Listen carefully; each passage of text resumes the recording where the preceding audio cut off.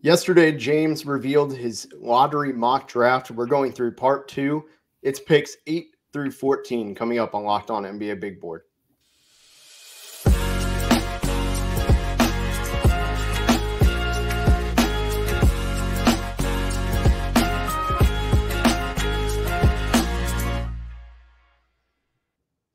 What's up? My name is Richard Stayman. You might know me better as @MavsDraft on Twitter, NBA Draft Film on Instagram. I do NBA Draft NBA Draft scouting reports, high-level scouting reports. I'm joined by James Barlowe. His mock draft has been fantastic. If you missed it yesterday, check it out. Check out part 1. James, how are you doing today? Good, man. Ready for this Mavs game. Yeah, we're recording Thursday, about an hour and a half before tip-off. Actually, at the ESPN. And all that, it might be 2 hours before tip off based on when we're starting, but we really appreciate everybody who continues to make Locked On NBA Big Board their first listen of the day. Really appreciate it. It means a lot to us. From me to James to Leif to Rafael, it means a lot to all of us. Today's episode is brought to you by Prize Picks, the easiest and most exciting way to play daily fantasy sports. Go to prizepicks.com/LockedOnNBA and use code all lowercase Locked On NBA for a first deposit match up to $100. So if you missed James's last mock draft, I'm going to put it up on the side here, or the first part of the mock draft, I should say. It was Alex Sarr, Stephon Castle, Rob Dillingham, Nikola Topic. We talked in depth about, I think, Topic and Dillingham a lot. Reese Shea and Reed Shepard were pretty quick, and then we spent an entire probably 10 minutes on Tyler. I think we can agree pretty easily on Tijon Saloon. How do you taught me how to say his first name? Teach me how to say the last name. Check my notes. I've heard. See, here's the thing. I watch the French guys, the commentators, and they say one thing, right? And then it's like you hear somebody else say another. So I have it as salon, like hair salon.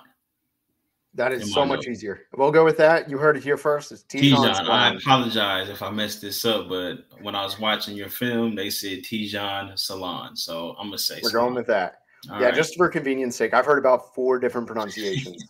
So talk to me about Salon here at number 8, why you chose him. I think there's obviously the French connection. This is actually a pretty popular pick that's rising. Talk to me about why you believe in this pick. Yeah, I think the French connection is going to work here. I know that he and Wemby had the same agent. From what I hear, that they say Tijon has a unbelievable work ethic, and he is every bit the competitor. He wants to get better. They say he is legit, and it's kind of hard to argue with.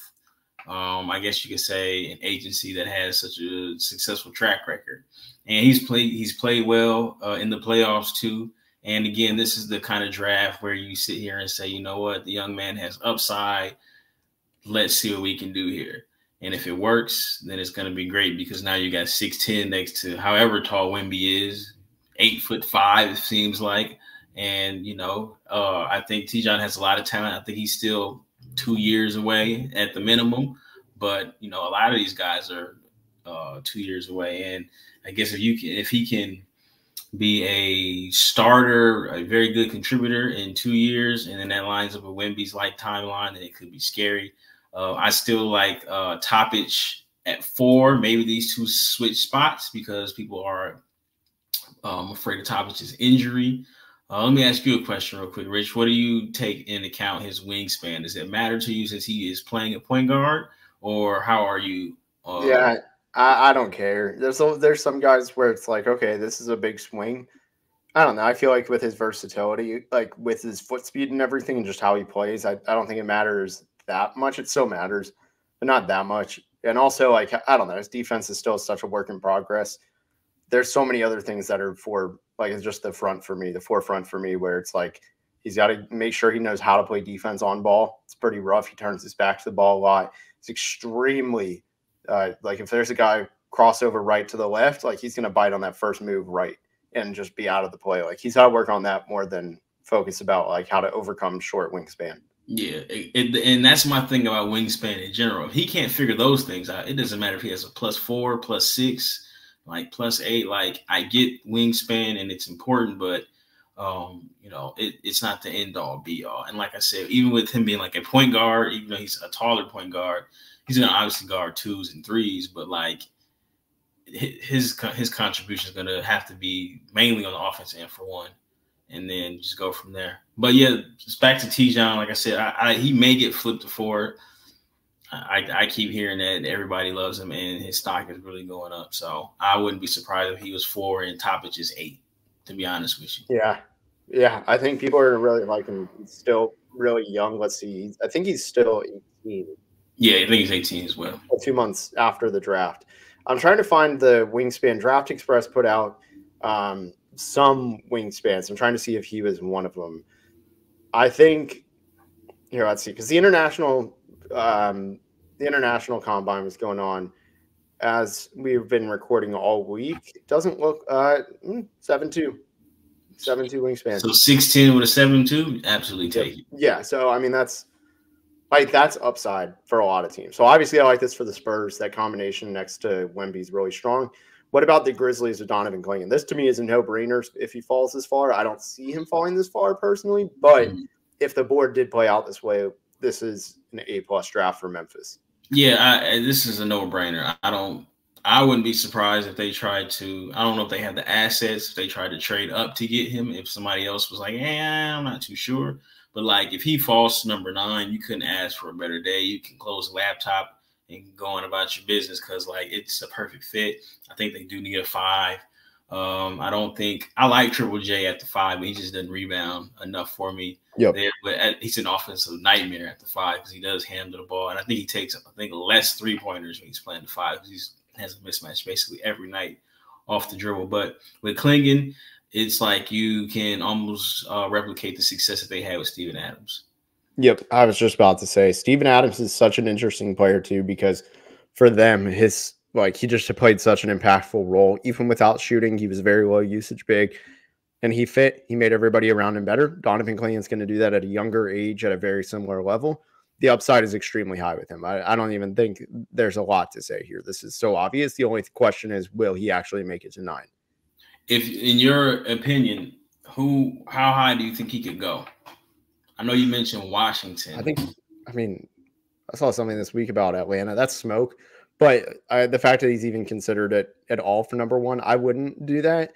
I think his realistic top end outcome is Washington. Washington makes sense because they need defense. He would be a good player to shape that identity. Maybe not the highest ceiling player, but you get the ceiling player next year in a loaded class. Yeah, and he's not going to take you out of the race for that loaded class too. If not Washington, what do you think about him in Charlotte? Do you sit here and say, Mark Williams is banged up? No, I'm not in on Mark Williams. The verdict is still out for him, and it's too much. Where there have just been too many games. It was only a few this year, but even against Jalen Duren this year, he was so invisible. I think at halftime he had like 2 points, and that was his whole stat line in like 15 minutes of play.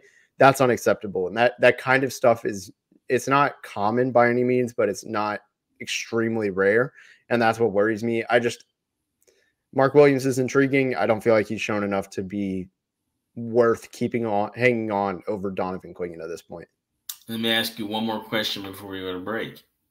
If you're Detroit and let's say Richard Stayman is gone, do you entertain him there? Because Detroit Twitter does not, I wouldn't say they don't like him, but they're kind of like on Jalen Duren. Oh, no. Let's call a spade a spade. Pistons Twitter does not like him. And there's like reason to. He doesn't try on defense, even though he has all these physical tools to be great at defense. I went on a Pistons podcast and I was like, okay, like I like the tools and I haven't watched the Pistons as closely as they have. And I asked him straight up, I was just like, why is everybody so adamant to get rid of him? He's still, I think he might even like just turn 20, might still be 19. Like, I get it. I would still give him a little bit of time because he at least produces. I think it's more effort-based, which sometimes that happens on bad teams. And I think this was something where if the team took the jump that they were expected to take instead of going the complete opposite direction, he's probably better. Now, the question is he a part of that problem or is he a result of that problem? And that's something where the book is still out plenty for me, and I'm just not giving up on that yet. When I watch him, his motor to rebound is unreal. Oh yeah. Everything else though. But it's like if somebody's like driving the paint, he's like, I don't know. I think I'm gonna just go ahead and get this rebound instead of like trying to contest. And it's not the same. How do you remember when Kevin Love was doing his thing in Minnesota? He was boxing out before the dude even shot a layup. It's not like that. But it does seem like he's like, you know what, I think I'm just gonna get the rebound. And I'm like, dude, you're super athletic. You can jump out the gym. Like, you got to try to contest. And I think it's pretty obvious. That's why they brought in Taj Gibson at the end of the year to try to help him, understand how to play defense. But I get what you're saying. Like I said, he's only 20 and he's like really, really productive. He just probably needs another year to figure it out. And I was just wondering, because I know, like I said, Detroit fans on Twitter really don't like him. So yeah, it's a popular take. Well, we're going to talk about some of these other guys, finish out the top 10 with the Jazz. We'll hit the Bulls, Thunder, Kings, and Blazers to round it up. But first, let's talk about Prize Picks. With Prize Picks, you can turn $10 into $1,000 in a single game watching your favorite sports this summer. You can make a Prize Picks lineup in as little as 60 seconds. You just need to pick more or less on 2 to 6 stat projections from players, and you're locked in. If you're looking for promotions, Prize Picks has got you covered every week, from lowering select players' stat projections on Tuesdays, which increases your chance of getting a win, to getting your entry fees back if you have a losing lineup on Fridays. Prize Picks is America's #1 fantasy sports app with over 5 million active members. Get in on the daily action with your friends and become part of the Prize Picks community today. I've used Prize Picks before. Generally not huge onto this kind of stuff, but actually it was pretty exciting, and I've helped a lot of friends with their Prize Picks picks. So go ahead and download the app today and use code LOCKEDONNBA for a first deposit match up to $100. Again, download the app today and use code LOCKEDONNBA. That's one word, for the first deposit match up to $100. All right. Again, back here with James Barlowe. I am Richard Stayman. We're going to finish out the top 10. This is another pick right here. And just to recap again, Tyler Smith in the second half of the lottery to the Blazers. We talked about that yesterday. You can find that episode 1 through 7. Spurs is what we kicked today off of with. That is Tijon Salon. See, this is what I'm talking about. The 3 different. I got to get used to it. And then Donovan Clingan to the Grizzlies. Now we're at Ron Holland to the Jazz. Talk to me about why you went there. I think it's a pretty easy pick at this point. Even though he's had a bad pro day, it feels like his stock is really falling. 2 questions on this. 1, how much do you like the fit? And do you think his fall could last even further? I think it's the perfect fit for him. Could he fall even further? In my mind, I think he gets past the Bulls, because it would work there too. Him and in this position, like Holland and Buzelis, you could flip them either way. I think these are good spots for them. Now, I know as an agent, you probably don't want to tell your client that. I know as a player, you want to go as high as possible, but you got to think second contract, long term. Where am I going to get the most opportunity to play and figure it out? And I feel like Ron is very, very, very, very talented. In my head, I think Ron could there's a spectrum. Ron could be like RJ Barrett. We don't really run plays for him. He scores buckets. He's hard to deal with getting downhill. He's going to get to the line. He's an athlete. And then there's Ron, who could end up being Josh Okogie, who just we don't know what he is. He's just athletic, and he's not super skilled, I should say. But I feel like in Utah, they are trying to figure things out. And you got to think that they do need help on the wing. I think they're shopping Jordan Clarkson. There's got to be time for Jordan Clarkson to contribute to a playoff team's bench somehow. I think that eventually they move off of Lowry if the price is right. And from there on, it's like, who do they have on the wing? So, and then if he does end up in Utah, you have another Dallas guy who all he does is work hard and hoop, and that's Keontae George. And he got an opportunity. He cracked the rotation actually a lot earlier than I thought he would. I know he played well in Summer League, but he lapped guys, and he was starting. And I thought he played pretty well considering where he was drafted. So it's like, if Ron ends up in Utah, I think that's the best case scenario for him to get better, and he can I think that will maximize his potential as a small forward. Yeah, I love the Utah fit personally. Echoing everything you said there. And also like Keontae, yeah, 2 Dallas guys. I think that'd be really good for him. Holland needs the right fit, so I like this one. We'll stay with the G League Ignite. Matas Buzelis to the Bulls. Walk me through that one. Because I think, one, every single mock has him in Detroit because of the Tellum connection. And then also, I just feel like this is where his real range should be. So, I've talked about why I'm low on Buzelis, but let's hear in your words, like just for a second opinion kind of thing. It's almost the same thing with Matas. I don't think Detroit is a good fit for him. I think in Detroit, they asked him to play the 3. I don't think he is as good of a shooter, and I don't think he has a physical advantage on the 3 because I don't really buy him as a ball handler full time. I feel like in Chicago, I think it's very similar to Ron. Again, they need to clear the decks. Hey, man, shout out to DeRozan. But, like, you can't keep running it back as a 10 seed. Eventually, you want to try to, bottom out so you can get better. So, if they decide to move on from DeRozan, they need to trade Levine. Like, I feel like this is a good spot for Matas because, again, he can develop. And also, I think that this would help out, like, Patrick. I think Patrick Williams, eventually, if he doesn't get moved, I saw his name come up, I think eventually he's a 3. And I think he has gotten better as a role player. But eventually, like, if you sit here and say, hopefully Lonzo's healthy, I really like what Kobe White did this season, right? And then you can go Matas, maybe not a starter right away, but long-term Matas and Patrick Williams. Like, you have versatile guys who can switch off playing the 3 and the 4. And also, like I said, I just feel like this is a good situation for him where he doesn't have to – I think he could play the 4 either off the bench, and probably not start, but he would get an opportunity to, like, develop if they clear the decks. Yeah. And eventually they have to. So they haven't made a trade in years.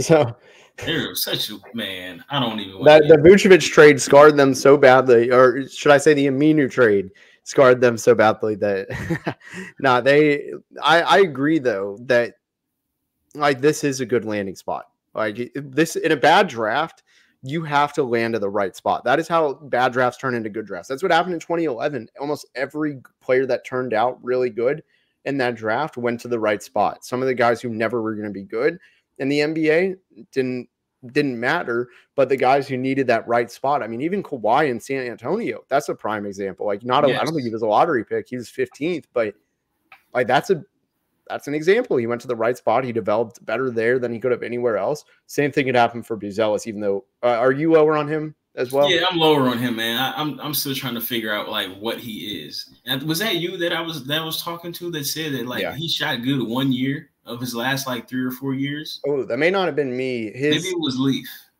I think it was because I mean I'm just going to pull up on Synergy what it was. His numbers I'm pretty sure were pretty good everywhere before the Ignite, which makes me think maybe they changed some of his stuff like his mechanics. So I pulled it up. He shot from 3. Oof. At an UIBO in his last year, 29%. This isn't aging well. Sunrise Christian. He shot the ball well at Sunrise. Yeah, 43%. And they play really good teams. Like they were playing the top other high schools and like those academies in the country. I'm looking for other sample sizes that like EYBL 16s, 27%. So EYBL was bad. It was Leif. So it was Leif said he shot good for 1 year. Yeah. And that was at Sunrise. And that's kind of damning. I mean, they're flukes. Flukes happen. And also it's high school and sometimes things just don't translate up. That's true. So again, I'm trying to figure out what he is. Because if he's not the knockdown shooter, he's athletic, but that's like running start, head of steam, clear path athleticism to me. Yep. I mean, he had 39-inch vertical. Yeah, you see that when there's nobody there. But can he get to his spot to use that athleticism? No, he has no burst. So. And I think he's a 4. Yeah, agreed.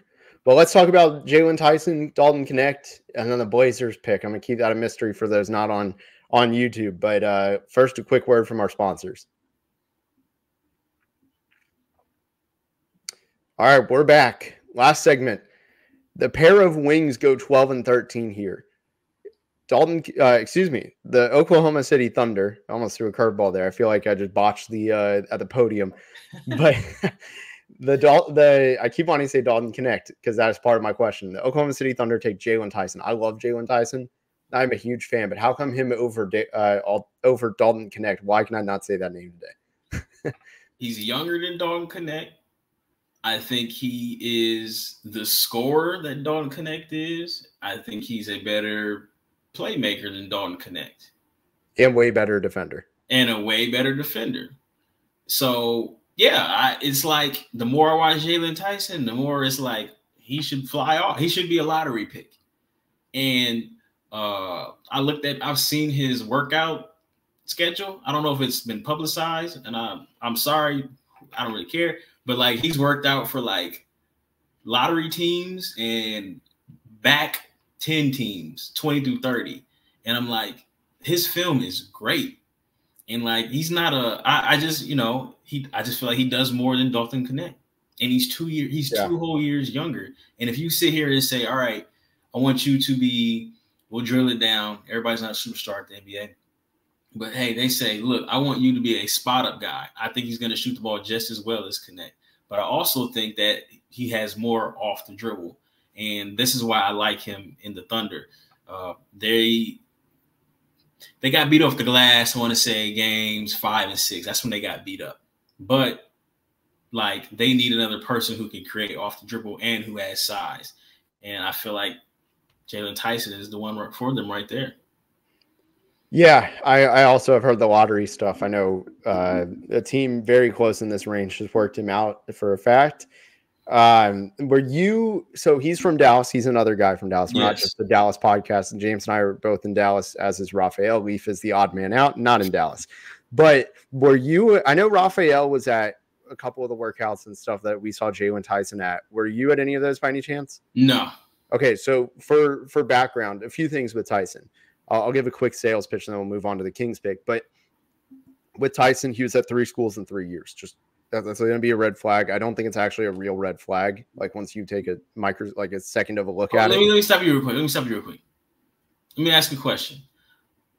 Why is that a red flag? I think it's ridiculous because there are some cases like when Jalen Johnson did it, he left every school he was at. That's a real red flag. This one is different. At Texas, he was originally committed to Tech. He followed Chris Beard, who lied to him and said, hey, we'll give you minutes.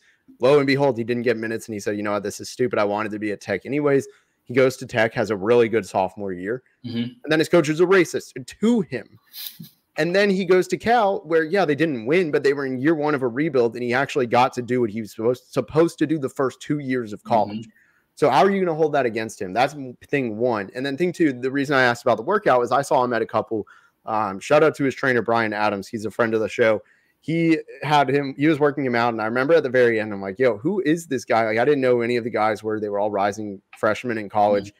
And I was like, this guy is a perfectionist in everything he's doing. Who is this? And he's like, oh yeah, that's Jalen Tyson. He's the best player here. And that, like, he could have, a lot of the people there, like, I don't remember a bunch of the names or anything, but a lot of the kids there just like were there to be there. Jalen took that so seriously, and like every single thing he did, he's a perfectionist. I've heard it from multiple people, the same thing, where he takes every single thing he does seriously, and that's that work ethic. That's why we like him. Yeah. And so as a backtrack, I asked why it's a red flag. I get it. You don't want to see somebody who's running from adversity, right? That's not even what's happening. Right. And then I'm just speaking in general. But at the same time, like, if he gets wherever he's drafted, right? It's like that situation. He can get traded. He can get traded again. And it's like, you deal with adversity how you deal with adversity. So like if he went to 3 schools, right? And Cal says, man, Cal University said, man, he was great here. He was this, he was that. I'm like, I don't really care what he did like the past 2 years. You know what I'm saying? Like it's about fit. It's no different than the Andrew Wiggins, for example. Like it didn't work out in Minnesota. It works out in Golden State. Or like sometimes it just takes guys like time to find out where they're going to land. And an example like Jalen Johnson, right? He went to a different school every year. And Arthur, where did he go in the lot? Where did he go in the draft? I'm drawing a blank right now. Atlanta. I know he's in Atlanta, but I think he went like 19th. Was he? If we do a redraft now, he looks like what? He went. Hold on. I am struggling to find this because I pulled up the wrong year. 1 second. Yeah, he was 20th. Sorry. He was went number 20th. But now he's top 10. He's a top 10. So it's like you can – I get it. But ultimately, you got to sit down with the young man and try to figure it out as best as you can in those interview process. Because, like, he can play. And I think I don't know what his voting was. I could look it up. But, like, he really, really made a big jump this year. So it's like – I get he did this, he did that. Maybe Coach K said he wasn't this kind of, but I don't ultimately like. Sometimes a kid going to a bunch of different schools is like, all right, man, what is he doing? Sometimes it's just trying to figure out the right fit. But that's the end of my soapbox there. Yeah, I think that's all completely fair. Now, pick 13, you chose Dalton Connect. I really like this fit for the Kings. I personally, again, just think he doesn't make it this far. What did you think about having one, like what made him slide, and two, what do you think of the fit? You know, if we had talked about, again, I don't know if it was Leif for you, but if we sit here and say he is Cam Johnson 2.0, right? Big wing that can shoot. This is where older big wings historically that can shoot, they land in this position in the draft, right? And ironically, this is to me a big need for Sacramento. I think Harrison Barnes' best years are behind him. Kevin Huerter is kind of inconsistent. They're going to lose Malik Monk to free agency. I think they have to absolutely either draft a guard or try to sign with a free agency because they need another playmaker. And Dalton Connect, he should be really good in handoff situations with Sabonis. You know he can shoot. You stay on Fox's strong side, which is left hand, you're going to get open shots all night long.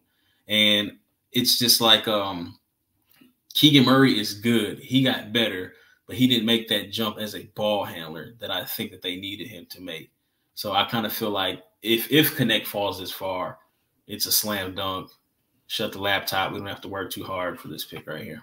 Yeah, I think so. Kevin Huerter makes $16.8 million next year, basically $18 million the year after. It's not that bad in today's NBA. I think you can trade it. You're probably selling low, but if it comes down to if you're keeping Kevin Huerter, if that money that's cleared up, I'm not a cap expert, but if you can clear that money and that gets you to keep Malik Monk, you do it. You do it, and you draft Dalton Connect. You have his replacement, who the drop off, especially from what this year was, is minimal, if any. It might actually be better. And I think that he replaces, like you said, he plays that exact same style. So I like this for the Kings. Last pick. You have Kel'el Ware at 14 of the Blazers. I know Rafael really likes him. He has tried to sell me on him a ton. It's like can't do it. The 7th pick and the 14th pick. I want to hear it. I want to hear the sales pitch of why Portland, why Kel'el Ware here, why all of it. He has a ton of talent. It's obvious. I think he can rim run. I think he potentially stretch the floor, and I think we're not gonna play through him, but we may be able to throw him the ball if a team decides to switch. It's just the Portland fit is kind of shaky because the same problem you may have with DeAndre Ayton and his questionable motor, whatever it is. DeAndre is a wild dude, man. They went to his house to get him out of a snowstorm. The ice storm, and he didn't leave with the people. I don't understand that. Somebody make that make sense. We got there, and you didn't go back. That's a whole nother story. But I just feel like Kel'el Ware, again, he has a lot of talent. He could end up being like Christian Wood, good or bad. But, like, he's 7 feet tall. I think the shooting touch looks good. The motor is inconsistent, but, like, the talent is there. Maybe in the right situation, somebody brings the best out of him. At 14, Portland can go any direction they want to because they need dudes, right? And it's like, I think most of the really good dudes will be gone. I don't necessarily like Cody Williams at this spot because I feel like eventually there's going to be shading. Maybe Cody Williams is there too, actually, if you think about it, because I think that they need to come off of Anthony Simons and just go with, or one of the two, and go. I like Shaden a lot. So if they go Scoot, Shaden, maybe they keep one of the wings. Tumani Carr played good for them. And, my guy, Tyler Smith. And then, like I said, I'm trying to get DeAndre Ayton out of there just because, like, it's just not working. He's not somebody I want on a bad team. because he's not going to add to a bad team. I think he can add to a good team. He's talented. And that's why my thinking is if we get Ayton out of there, we go with Ware and see if we can bring out the best of him. But you're clearly not a Kel'el Ware fan. Yeah. So if you follow me on Twitter, you've seen I'm just not a fan. And I'll kind of just explain as quickly as I can on this. So my first touch of him, I never watched him in high school, to be completely honest, but I saw him in the FIBA U18s, the Americas, which is happening now. Again, it happens every 2 years. He did not care, and it showed. There were some people out there who didn't care, but they wanted to get what was out for them at least. That wasn't the case with Ware. That was the first sour taste in my mouth. He was trying to shoot, even though he had no jump shot. I still don't feel like the jump shot has gotten that much better. I think you and I differ on that. That's not a big sell for me where it's like, okay, that's not going to change his stock a ton. If he shoots, it's fantastic, but it's really the motor. The motor, every person I've talked to, that's with an NBA team, that's worked with him in high school, has seen something from college, they've all told me the same thing. It's the red flag. They feared, okay, if he might be good for his first few years as he's motivated to get his first contract, like big contract extension. But what happens then? Is he going to pull Larry Sanders? Doesn't seem out of the picture. That seems like a lot of them are like, this guy's a quitter. Like, that's the things I've heard. And I personally think that's a little bit harsh. I would not call him that. But I do think that where there's smoke, there's fire. Now, I will say at the combine, I talked to some people and they said the Indiana intel is great. If you ask anybody at Indiana, they will speak very highly of him. And at Oregon. Yeah. So how does him playing for a former NBA coach? I think that's obviously strategic, right? Because if you play well for a former NBA coach, he's connected. All that information is going to get back to the NBA. And he had a good season on paper, and he had some good games. See, now here's the other thing for me. His biggest games were some of his worst games as well. So I'm going to pull it up. I actually just watched the UConn game where he was. They were both. Yeah, that was bad. That was a brutal game, but it wasn't just that though. There was, I want to say it was against, who was it? Was it Purdue? I don't remember who it was. I know he quit on. He kind of, it was borderline quitting at the end of the Nebraska game, and that was one of his worst of the year. Wasn't Auburn? Yeah, Auburn. He shot 3 of 12. Just pulling up the game log at this point. But there was one other where he played pretty poorly. Sorry, he went 2 of 8. He went 3 of 12 against Kansas. But there was another big where it was just really, really poor. And maybe it was Purdue. Yeah, it was Purdue. 5 points, 6 rebounds in 26 minutes. Just like when you've gotten shown up in all of those games, that really scares me. You're going to be going against 20 times better that every single night. Like, how is he going to do against even Jonas Valanciunas, right? Where it's like, he's much bigger. Is he going to be able to rebound? Is he going to be able to get his way? Is he going to get to his spots? Like, it's a real question. Like, and I use Jonas because he's a big dude. Jonas is a load for everybody. Like he's not an easy guard. Like, we don't talk about in the media. Like, I don't even know the last time you heard his name mentioned on like a national podcast. I haven't. But he is somebody who's like an average center. And will he be able to dominate him? I don't know. I don't think he'll do well against Klingon when they meet. That's my worry. Is I just feel like the combination of all the intel with the motor, like you can't change a tiger's stripes kind of thing, where I feel like you got a bad motor, it's not coming there. And then on top of that, he didn't really play that well in those games against the biggest guys.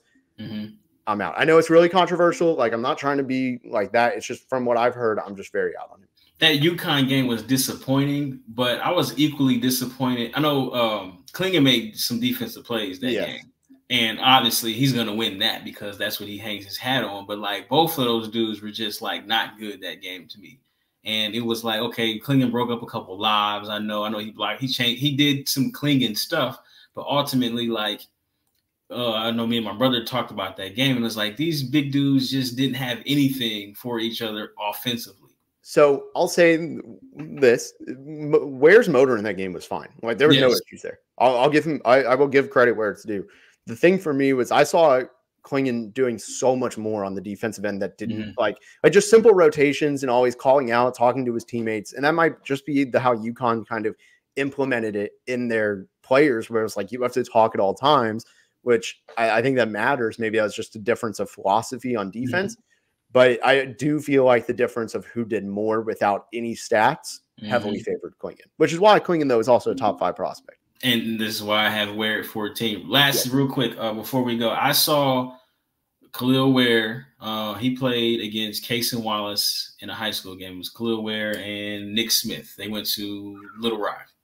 And look, I was I had no clue who he was. I was like, yo, who is this 7-footer windmilling and shooting threes? And like, obviously it's high school, and the kid that was guarding him was like a 6'7" big. And he's obviously he had no chance, right? No disrespect to the young man. I saw him at the gym not too long ago. Maybe he doesn't listen to this podcast, but he just was overmatched, right? It's just 5-star recruit. You know, it is what it is. But like that game, he had so much talent. And this is with 3 NBA players, potentially 4, if Rylan makes it, Rylan Griffin, on the court. And obviously he's a 7-footer, but like he looked the part. And then it just didn't work out at Oregon. And then he played a lot better at Indiana. So the talent is there. I have had questions about his motor, but it's just like, I know he didn't have the best point guard play at Indiana. Yep. Right. Yep. And that also makes a difference. They weren't the most talented. The other 5-star recruit, forget his name. It took him a while to get going too. The one from Jersey that played with Aaron Bradshaw. Man, I'm terrible with these names. Wait, you're talking about DJ? No. No. Yes. Mackenzie Magabo. Yeah, it took him a minute to get going. Putting me on the spot with all these names. Yeah, these names, man, they kill me. Especially when you're trying to like remember them on the fly. But yeah. I feel like and this is before we go, we're going long. I think if Mike Woodson would vouch for him, I think it should be good for him going forward. Because Mike is an NBA through and through. He might end up back in the NBA soon if Indiana doesn't turn it around. So, yep, I think that's fair. We just kind of see it differently, the approach. I think that's completely fair. The same way with Tyler Smith. It just happened to be the Blazers pick. So, for recap, James dropped his mock. He had Alex Sarr to the Hawks, Stephon Castle to the Wizards. This is a no-trade mock. Rob Dillingham to the Rockets, Nikola Topic to the Spurs, Zachary Risache to the Pistons at 5, Reed Shepherd to the Hornets at 6, Tyler Smith to the Blazers at 7, Tijon Solon at 8 to the Spurs, and we also learned how to say that name properly today. Donovan Clingan to 9 to the Grizzlies at 9, Ron Holland to 10 at the Utah, Matas Buzelis to the Bulls at 11, Jalen Tyson to the Thunder at 12, Dalton Connect to the Kings at 13, and lastly, Kel'el Ware at 14 to the Blazers. Thank you so much, everybody, for listening to Locked On NBA Big Board. We'll be back next week. Thank you, and enjoy the rest of the weekend.